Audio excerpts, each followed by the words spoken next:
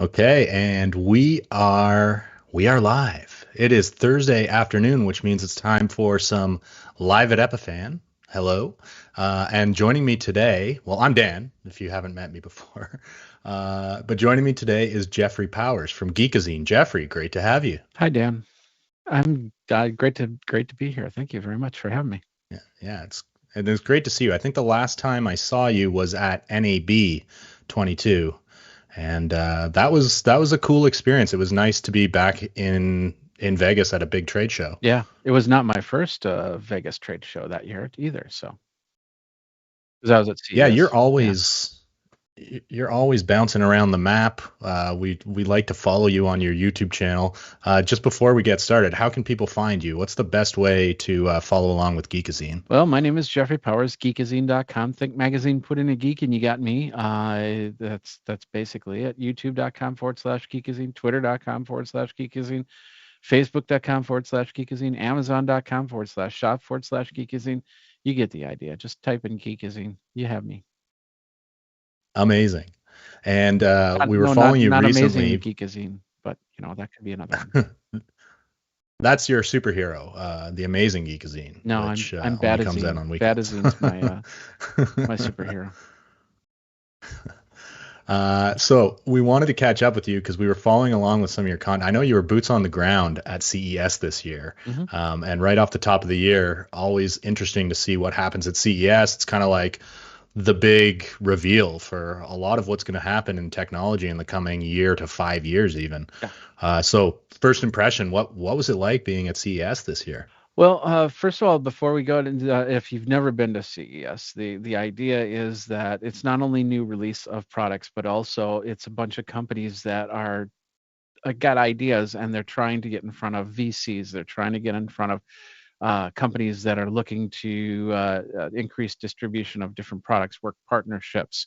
So some of the stuff you might not even see come out. It might come out by a different name. It might be, and then of course, you got the big companies like Sony, LG, that are just debuting their new stuff, like the color changing car, and stuff like that. So, um, I went to CES last year, and I think it was what 50,000 people all masked up, and of course, you had to at the time have be up to date on all your shots.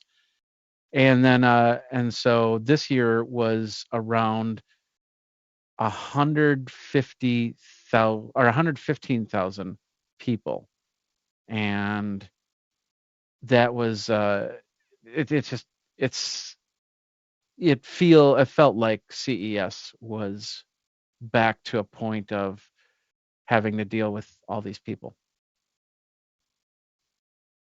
A little bit different to be amongst like a crowd that size. I know the Geekazine is typically pretty mobile at these shows. How did you find it just navigating around the various show halls and locations? Okay.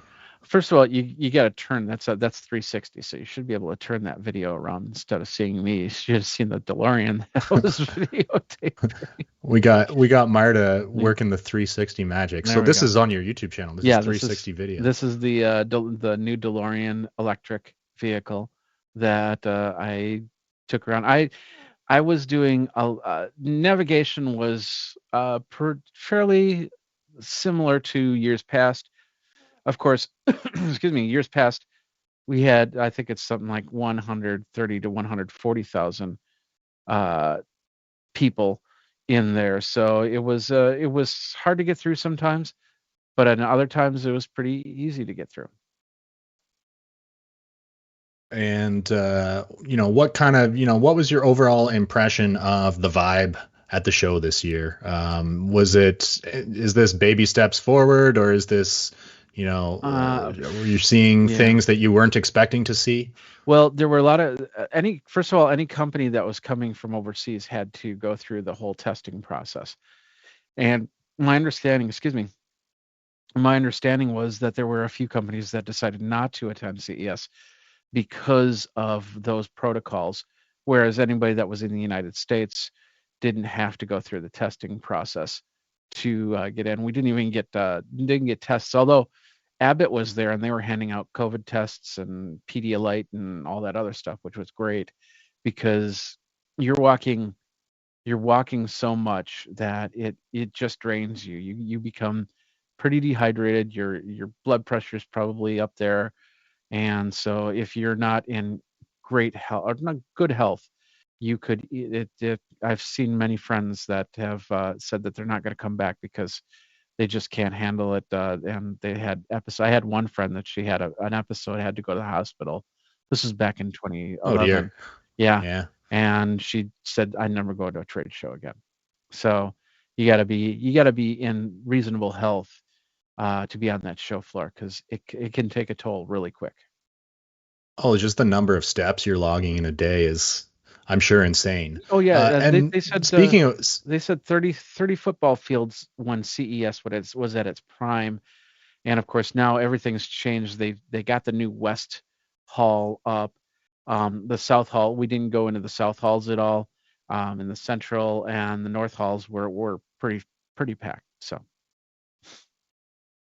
and I know one of your strategies, whenever I've bumped into you on the show floor, is you always seem to, your kit seems to get smaller oh yeah. every year. I don't know if that's a trend or if that's just me thinking that, but It's not a trend. No, uh, I like the fact that some of these devices are small enough that I can bring in. Last year I used the DJI Pocket 2, which is a handheld gimbal, and that was great. The only problem was when I was trying to direct the camera to, like you're seeing the Geniverse stuff right now, as I was trying to direct the camera through a little phone app, it would always be jerky and I might overshoot it and I'd have to come back. It was just a pain. So this year, um, Insta360 came out with a 360 camera called the RS 1 inch. And the 1 inch means that there are 1 inch sensors inside the camera. So with this, and this is the camera right here that I used. With this, not only could I get everything in the 360, but also I could put this allowed me to put in a wireless microphone, and I would just set it right there, and it would be out of eye shot because there is a small blind spot on here, and that's not much you can do about it. But the best part about this is that I was able to move things around and get the shot, and then fix it in post. So most of my videos are going to right. be in HD as opposed to 360. I could post the 360 videos, but I chose to do it this way. And the best part is when I wanted to show off a product, all I had to do was in post swing it over there and hit the markers and then zoom it in a little bit, and it looks great. You saw a couple of the videos of the Geniverse. I just posted the videos on Cooking Pal. That's the Cooking Pal Multo and their new Pronto, which is going to come out later this year. Which is a Multo is a food processor, and the Pronto is like an instant pot. So I think steamer, cooking technology yeah. might be like one of the things that I geek out on. I was like one of the people who ran out and got a sous vide when those started to become popular, and Hmm. it just seems like every year there's like more technology in how we can prepare food, which I think is kind of cool. Yeah. But sometimes we see some things that are a little different or interesting or questionable, like fridges and stoves that have ovens that have cameras in them and pair with your Twitch account Mhm. and things like that. I don't know if you when it when you're looking at some of these culinary technologies, what stands out for you? Well, in this case, this is all app control. The Multa and the Pronto were all app controlled. So that means that they had a tablet. They have a tablet that I can pair with these devices. So if it takes like 5 minutes to chop up a bunch of vegetables, I can go sit down and do something else, and then watch the timer through the app.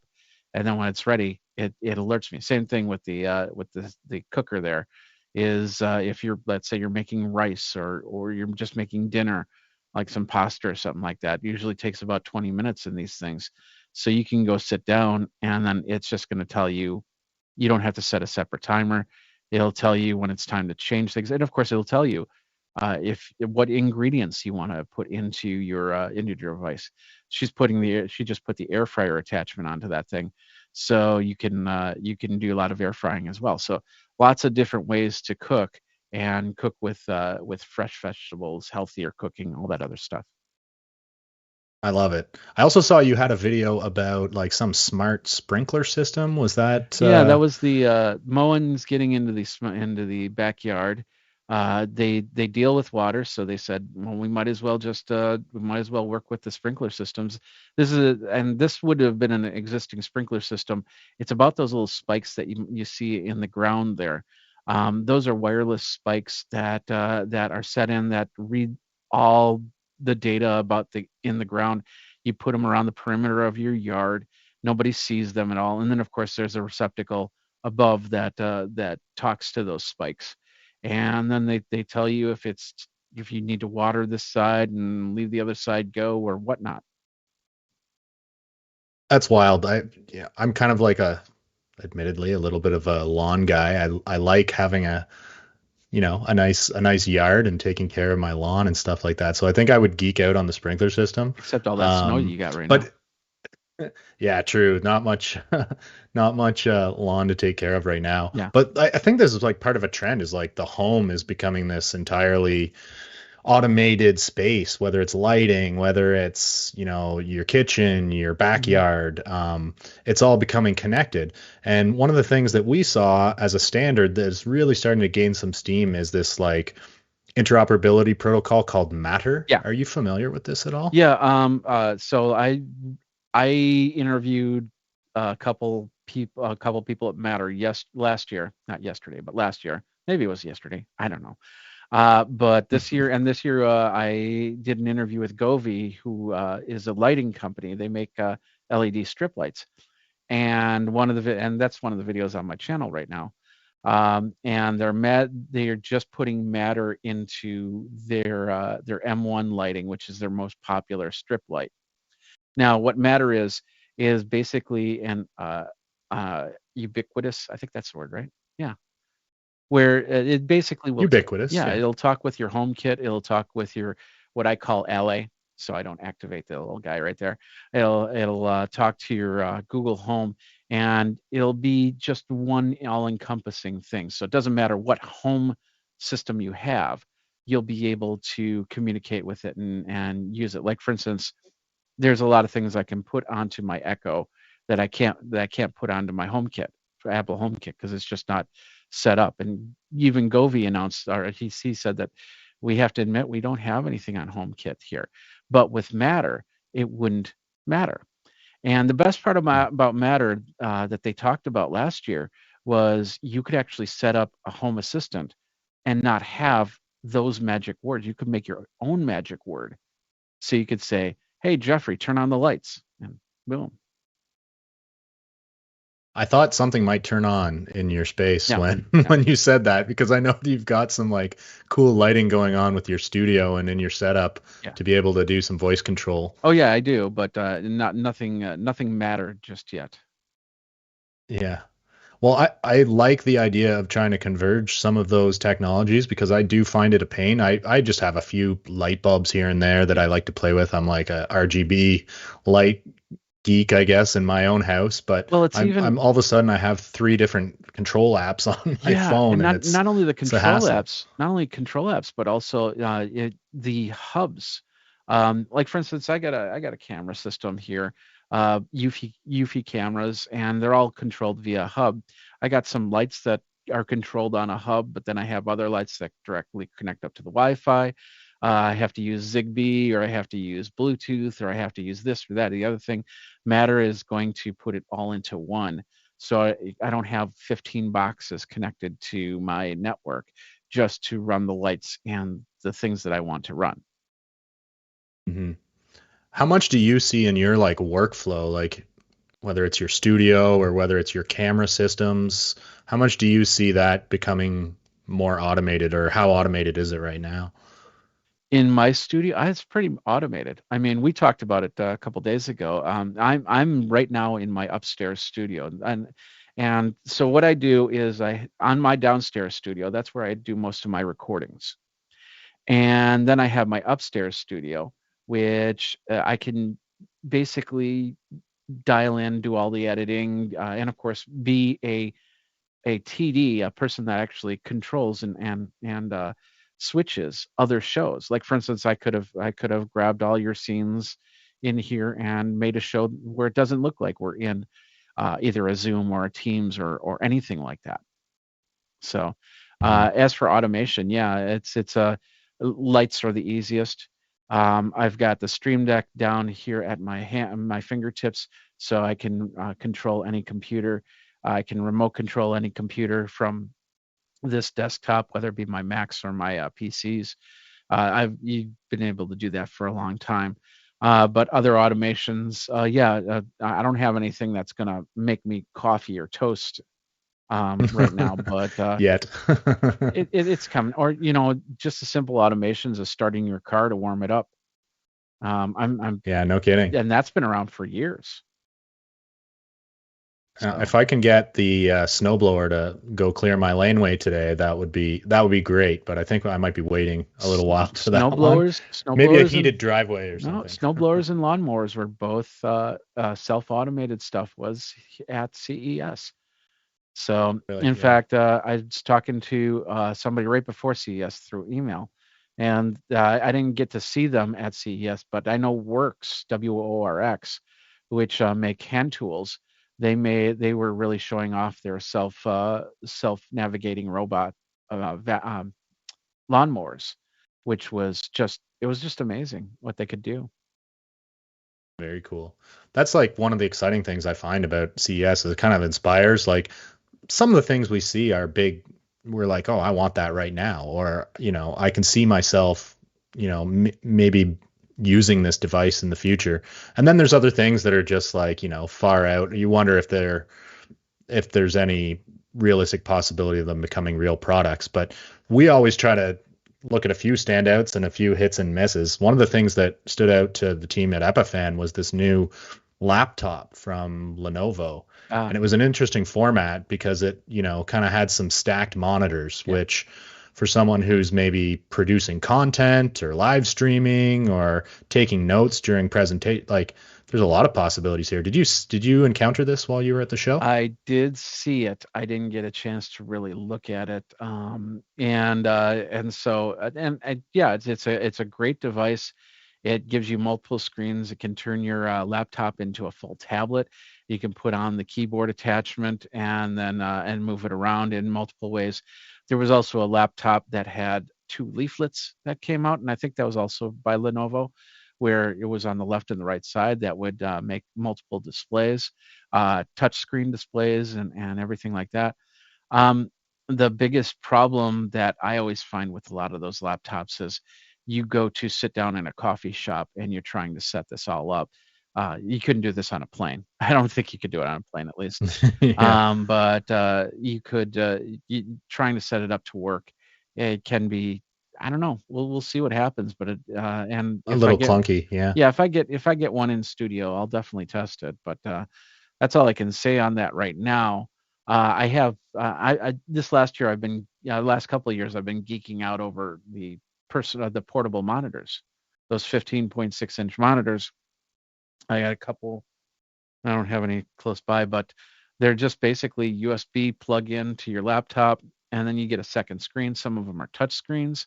Down in my studio, I have one that's a touch screen. So it turned my Mac into a touch screen, which was great. And so it gives you a lot of extra functionality. And we'll see what happens with the Lenovo once I start testing them out.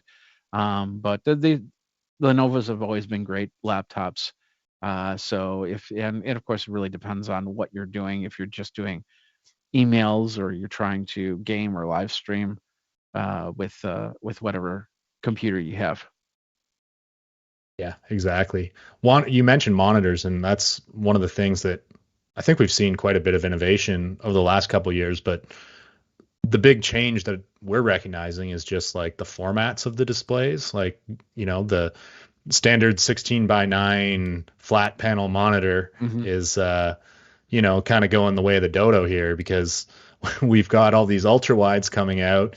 OLED displays, things, whether it's vertical or horizontal curved displays that, give you a lot more screen real estate. Do you see this trend continuing, or is this just a fad? Curved displays are really dependent on who's using them. Well, I'll tell you right now, in our field, there are a lot of video guys that will say, "I'll never have a curved display," because they're trying. It might be perfect for color grading, but they're trying to do editing, and it's hard to edit something if you've got a screen that's kind of wrapping around you. If I'm doing 360 video, I don't know how it's going to affect how I edit the 360 video, because, and we haven't talked about too much about the 360 videos that I've done, but as you, like I said, I took the camera with me, so I want to make sure that I've got as close to something that's looking good on there, and so I don't think a curved monitor is a good choice. But if I was, like, they're showing a racing game, if I was playing a racing game, I played one in Korea at the Samsung. The Samsung has a store, the main store, and they had this completely decked out race car with a couple of their monitors at the time. I think this 2019, and it was great for the immersion for the game, but at a movie, definitely. But when it comes to work, there's going to be some people that just enjoy it and some people that want to keep their screens flat. Yeah.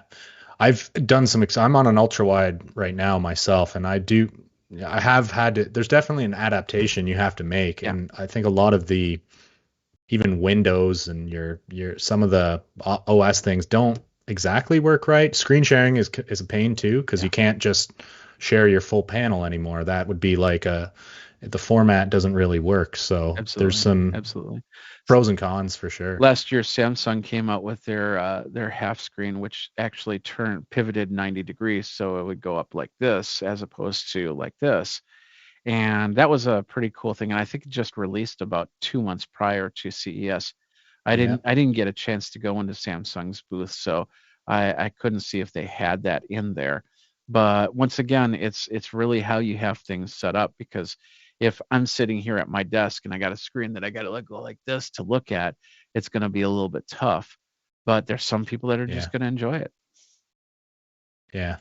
I guess it depends what your workflow is, what kind of Absolutely. work you're getting done on the monitor, right? Absolutely. Um, you were mentioned just a bit more. I want to dive in a little bit more to your 360 videos, because I think the way that you're doing this now is new and different, and I haven't really seen anyone else kind of taking the approach that you have to capturing video on a trade show floor. So maybe you could share a little bit more. I don't know if you Okay. have anything behind the scenes you can show us here, Yeah, but that would be cool. absolutely. Absolutely. So, like I said, the 360 camera, the biggest thing was having a 1-inch sensor inside the camera, because with a lot of these 360 cameras, just like a lot of these small cameras, you you give up certain things. And one of the things you give up is an optical zoom, where I would have taken my Sony AX700 to a normal CES.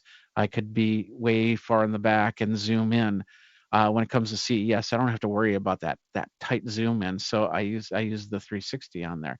So yeah, I did a lot of different things. Like, for instance, I did this. I'll show you right here. This is the walkthrough at CES. This is a CES unveiled. So basically, um, let's do this. So go like that, and there we go. So there I am walking through the hall. You can see how many people. This is before CES. This is 2 days before CES.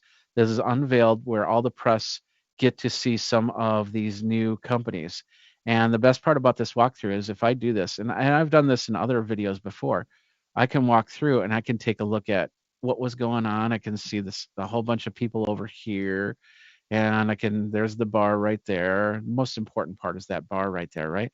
And then, we got this really interesting thing that I can called Merapi, that I can do some research on and take a look at. But I got some photos, and I got some video. I could easily make that into a YouTube short or a TikTok or anything like that. But as you can see, this is much better than it was last year, and of course, still half of what it could have been from years past.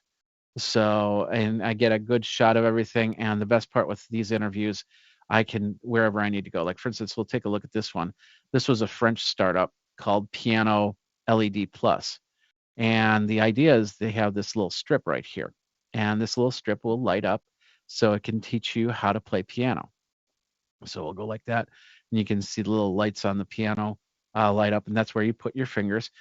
It works on many different types of keyboards. And it's just a little box on the corner with an LED strip that goes back and forth. Now, the best part is I can frame this up. Let's see if I can do this right. Look at that. Wow. And I can take out this curve. So I'm having the conversation with him. And then when it's time to look at the keyboard, all I have to do is reposition it and then show off the keyboard right there. And that is cool. In the meantime, we're having a full conversation. Whereas in years past, if I was futzing around with the DJI Pocket, I would have missed some of that shot. So. Yeah, and I think the other benefit here, Jeffrey, is that like now it's like the camera's just there. You're not focused on framing. You're not, in your viewfinder. You're having the real one-to-one conversation with the person you're trying to speak to, and you're more, present in the space rather than trying to like have a conversation through a camera viewfinder. Absolutely. You know what I mean? Absolutely. And you can do it almost anywhere. Like, for instance, this is day one of CES. We're in the West Hall. This is the brand new hall. These guys right here, I can't think of the name of their company right now. They built this little guy, this little bionic arm right here. And they're working on bionic limbs for people who've lost limbs. And we were it's me, and this is Keenan Campbell and Guy Cochran from DVE Store. They were hanging with me that day, and we were just talking to this guy. I put the camera right in the middle of the floor, and we had a conversation, and we got a whole bunch of stuff, including this part. There's Keenan playing with the prototype arm, but they ended up this part right here. This is always fun. Let me just zoom in like this. So Guy held this piece of wood.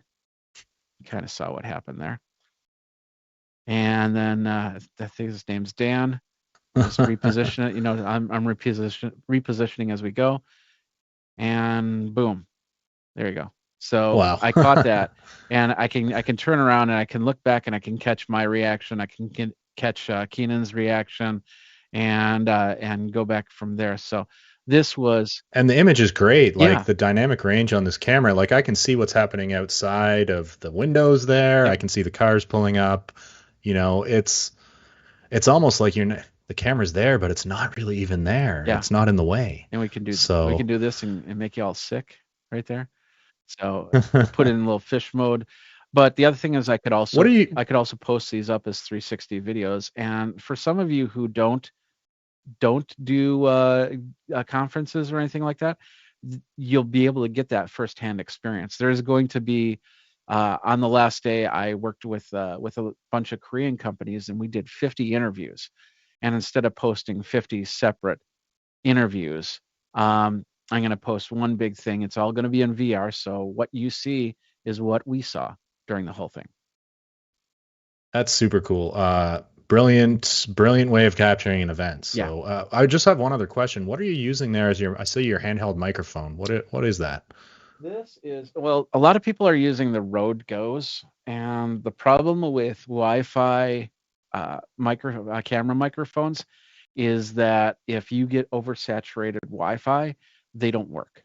And last year with the DJI Pocket 2, it comes with a Wi-Fi microphone.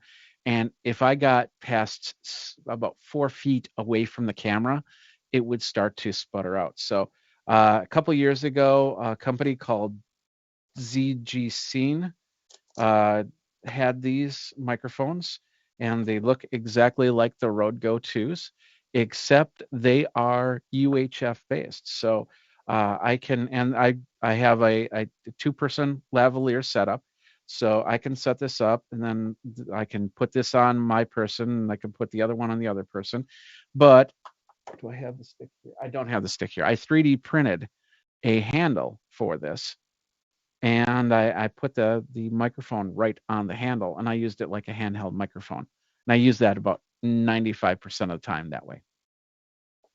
Very cool. Super light, and it looks like Yeah. it's pretty easy to just get it wherever you need it, really. Yeah. That's Plus great. the fact that it's UHF, I could back away a little bit and get some great audio and video without stutters. Now this company, they pivoted and they're just making battery stuff for GoPros, but there's a lot of companies on Amazon that also have UHF. Just make sure that if you get something UHF based, that it's in the frequencies that are not on the FCC ban list, or if you take them overseas, Right. you got to Yeah. make sure, because Yeah. Got to be careful with yeah, that. Yeah. if you're 570 megahertz here, it might not be 570 megahertz in London, or in fact, London, if you cross the street, you have to have a license on the street that you're doing your stuff on, because if you cross the street, all of a sudden it's illegal.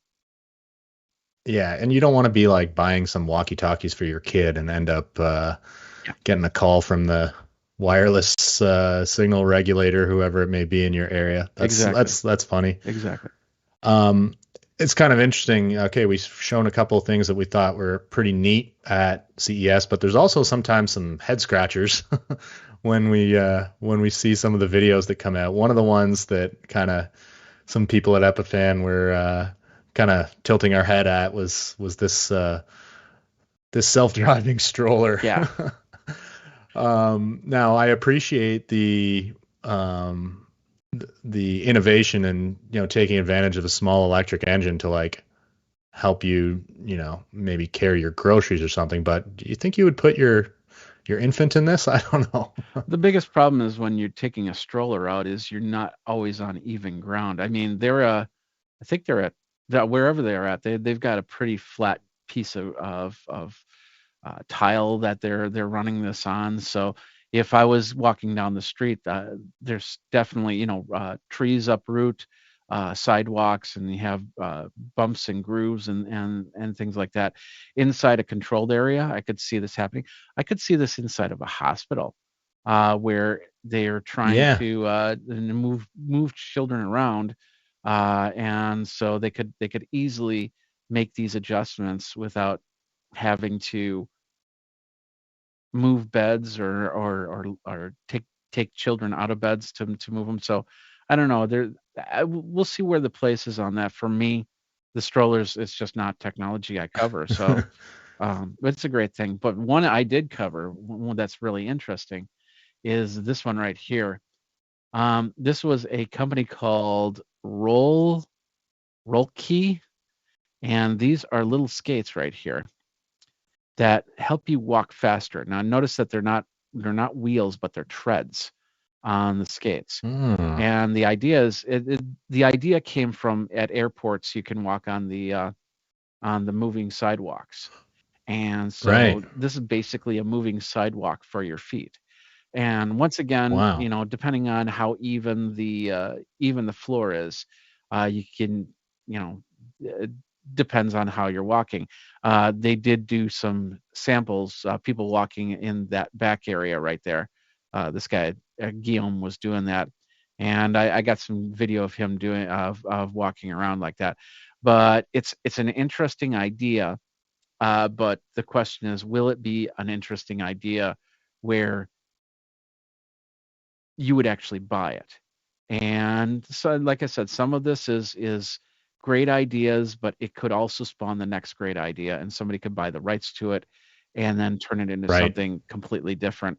Maybe even Just apply it in a yeah, different way. maybe Apply the even same technology to a future different space. future robots might have this type of technology on it. We don't know. Strollers might have this technology on Um, it. I don't know.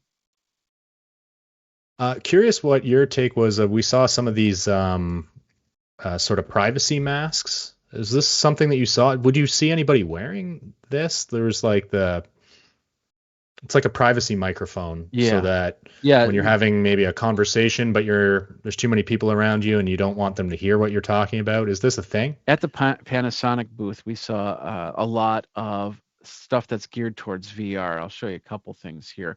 The first one is this one right here. This is a pair of glasses That's actually meant for people with seeing disabilities, and so they're not really VR, but they do a projection through there. So I was wearing those, and Oh wow. they were great.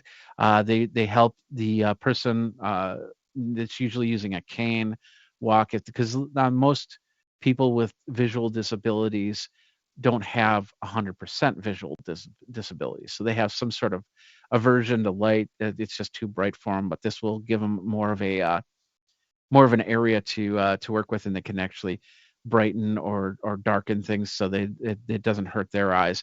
They can still be mobile around there. The other company, let me see if I that's that one. The other company is this one right here. I think I got the right one. Yeah. And this is the one you're talking about, the Mutalk. And they're all creators from that are part of a group called, it's over here, called Shift All. There it is. And Hmm. that's the name of the project through Panasonic. So during all this back wall, this is all these devices that you can actually add to your VR experience. So you got the VR headset on. In this case, you have the microphone inside this little cup that fits over your mouth. And in fact, I fit one over my mouth as we went, and we did some conversation on it. Let's see if I can find it really quick. Oh, and in the back there, I don't know if you can see this on the back, but I have this little thing on the back that actually helps with VR by giving you hot and cold sensations. So if you're skiing in the Alps, you can kind of No feel it way. on the back of your neck. So with all these little devices, yeah, you definitely look very interesting when you're trying to do your VR stuff, but you get more of that full experience, and you're not bothering other people while you're doing that. There we go. That's fascinating. I don't know if I would like cover.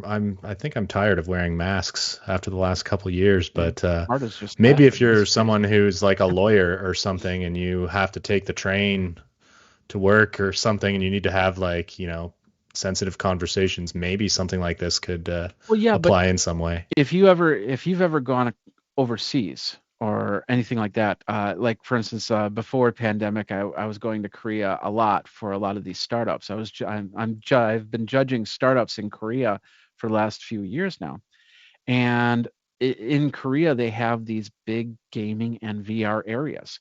So you can pay, let's say, $20 for an hour, and then you can go in and play some games. Or they have a lot of gaming cafes where you can get a station and then just to play games. Even in their hotels, they'll have a computer in the corner because they expect people to be playing games while they're staying in their rooms.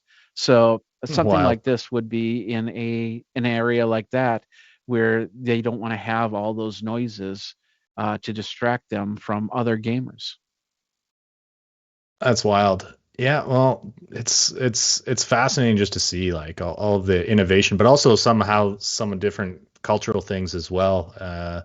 Can the types of innovation that happen, it's fascinating. I really like seeing the accessibility with the eyewear, Yeah, and I've seen other controllers and things that are accessibility based. I hope that trend continues. yeah. Um, just to kind of wrap things up, like what's on your radar? What's on Geekazine's agenda in the next while? Are you still doing office hours? How can we keep tabs on what you're up to? Before I answer that, I want to geek out on one more thing, and this is going to be coming Sure. out on Geekazine Sure. very soon. So let me go back here. This, believe it or not, I'm going to geek out over microwaves. We're going to start out there. Okay. So this is I like called, microwaves. yeah, this is called meta something, meta materials. That's it. And it all started out by this little microwave right here. So basically, he said, we have found a way to make it so microwave glass can be see-through. You can actually see the food in that microwave. I start Ah, playing that, you can start seeing that. And he was why talking, have we not been able to do this well, until now? it's all about the microwaves actually getting blocked, which is why you have that half-tone looking thing over your microwave. So this glass is a multi-layered glass with the same type of gas that you'd have, a plasma gas that you'd have in your TV. And what it does is it makes sure that it doesn't bring those harmful rays through the glass, and it works really well. Now, this has been in 4 years in development, and he says by next year they're not making the microwave; they're just making the glass. So you might see it in your favorite microwave in the next year. And I said, "Oh, that's all well and good." And we start wrapping it up, and he goes, "Do you want to hear what else it can do?" And I go, "Yeah." So then he pointed it over here, and there's a piece of the glass right about there in the background. Right in front of it is a little floor type heat sensor, and it's going off. It's showing how hot it is. And he goes, if you apply a little bit of electricity to this glass, it actually heats up.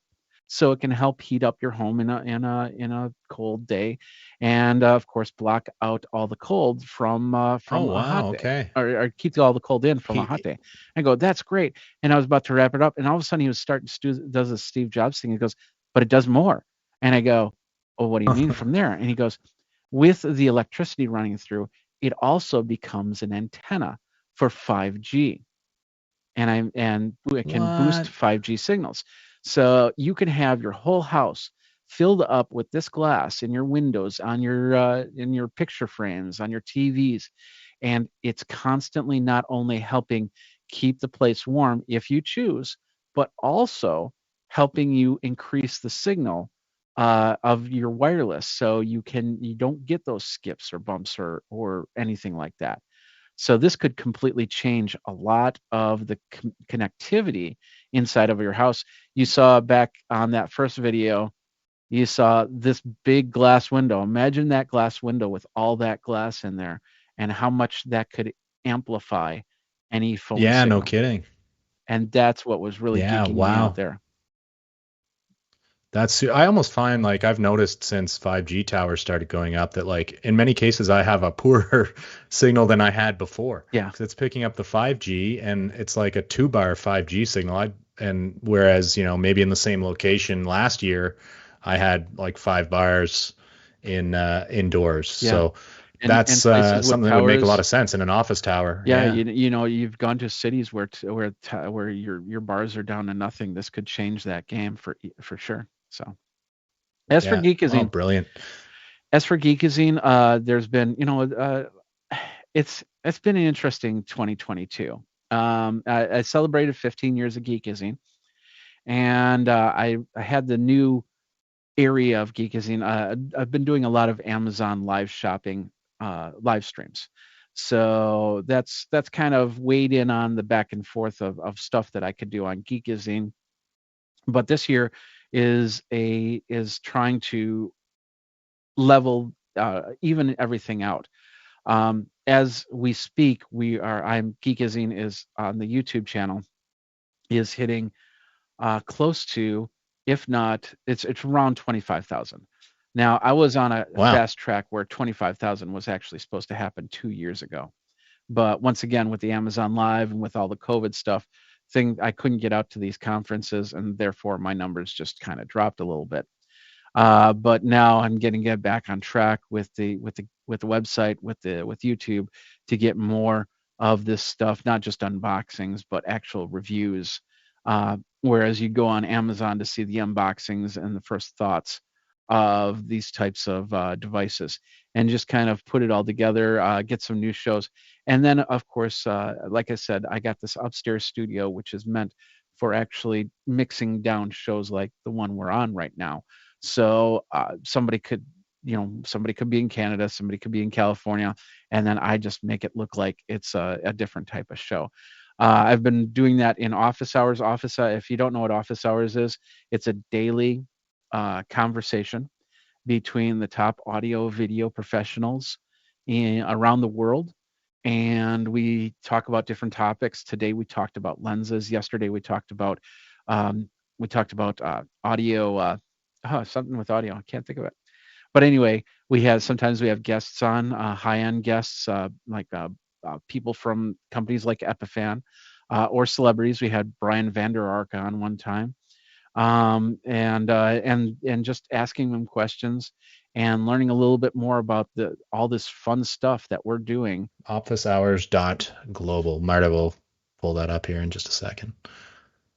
Um, oh, fantastic. So office hours broadcast on YouTube, right? Here we go. There it Yeah, is. every day at 1500 Zulu. That's about 10 a.m. I think it's 10 a.m. Eastern and 7 a.m. Pacific time. So and of course you can always join the panel if you go to the YouTube page. Right on the top, it shows you how you can be part of the Discord, how you can be part of the community, and get on the panel and talk. There I am, right there. Yay! Fantastic. So yeah, and the first hour is usually we answer questions in audio video. So if you've got questions on that, we're always looking for people to ask questions. And then of course, if you want to try some of this virtual remote control, we everybody's volunteer at office hours. Office hours is a nonprofit group, and everybody's giving their time daily to put this show together and to not make it look, like I said, like a Zooms or a Teams call. Yeah, fantastic. Love that. And you've definitely got the setup to be producing this. Yeah. Just to kind of pull back the curtain on how we're doing things today, because that's, I know, a question that we get is like, oh, how are you guys doing this show? We are just hosting. We're using our new tool Epiphan Connect, and how we do that is we're actually just hosting a Teams call, and there it is. And you see there's Marta behind the scenes as well. Hi, Marta. Surprise. um, we are extracting ISOs from this Teams call. So we've got a little bot that you see in the call here called Epiphan Connect, and it just extracts those ISOs so that we can put them into whatever production tools we want to use. That could be anything from vMix to, in our case, we might use an Epiphan Pearl, or we might use our Unify Cloud switcher. So there's a lot of different ways that you can produce your show once you're able to extract those ISOs from Microsoft Teams. And I think kind of the convenience of it, and I'll stop sharing now, Don't is hit the just leave that. button. Don't hit it. Yeah, exactly. Right next to share, which not the best location. But just the convenience. I mean, as a guest today, I guess this was pretty easy for you to join this production and share your screen. And we had Marta sharing screen. So I think it worked pretty well, considering that I'm doing sort of the one-man band here thing myself today. Yeah, it looks great. So great job. Yeah, thanks. Okay, well, I don't know if we want to wrap this up. Is there anything else we should check out office hours? What time is that again? Office hours is daily at 7 a.m. Pacific time, 10 a.m. Eastern time, or 1500 Zulu. You can check out the YouTube. It's youtube.com/office hours global, and be able to see what topics are being discussed for the week. And like I said, if you want to join the group, that's great. That's great. Otherwise, Geekazine.com. I'm going to be doing a lot more lives and a lot more content. So you can follow me. Think Magazine, put in a geek, and I'm pretty much everywhere. It's my little corner of the internet. There you go. That's easy to remember. And Jeffrey, thank you so much for joining us and kind of giving us a taste of, even though we weren't at CES ourselves, to be able to sort of feel what it's like to be there. So really appreciate you joining us today. Absolutely. Thank you very much. Okay. We'll see you all later. Take care, everyone.